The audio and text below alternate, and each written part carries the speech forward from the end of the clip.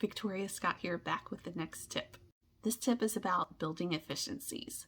Building efficiencies is an awesome way to add more time to your day. Building efficiencies basically involves reviewing your own patterns of work and figuring out how to spend less time there. So if you've been applying my tips of planning out your day, realize that you've already built some efficiencies. And if you've applied my tip of being mindful of negative self-talk, you've also built efficiencies. Negative self-talk can really get in the way of our productivity. So for this tip, I want you to think about the things that you do over and over again, things that you do regularly, and I want you to think about how much time they take. I want you to start thinking of new ideas of how you could spend less time on those things. I'll begin by sharing a few tips that have worked for some of my clients. Create templates for things that are repeatable and that you do a lot. I have one client who's in the customer service industry. They spend a lot of their time meeting with clients, and they found themselves struggling to write the agenda, even though the agenda is basically the same every time.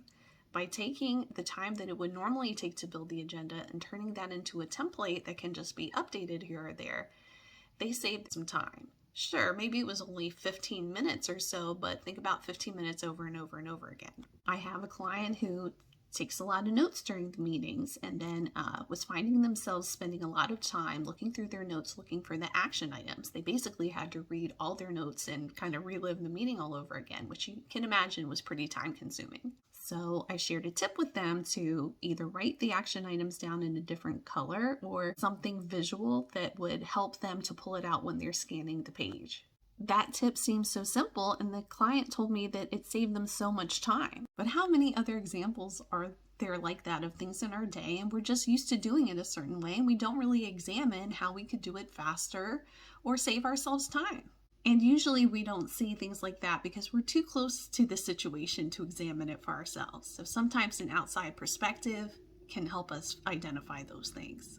I'll give you one more example. I realized that cooking dinner was taking up a lot of my time, more time than it needed to. So I used my delegation tip, and I delegated a lot of that cooking to the crock pot. And I'll share a few of my favorite recipes in case you're finding yourself in a similar situation. So now that you have some ideas about how to build efficiencies, I would love for you to think of one way that you're going to build an efficiency for yourself. I'll be back soon with my next tip.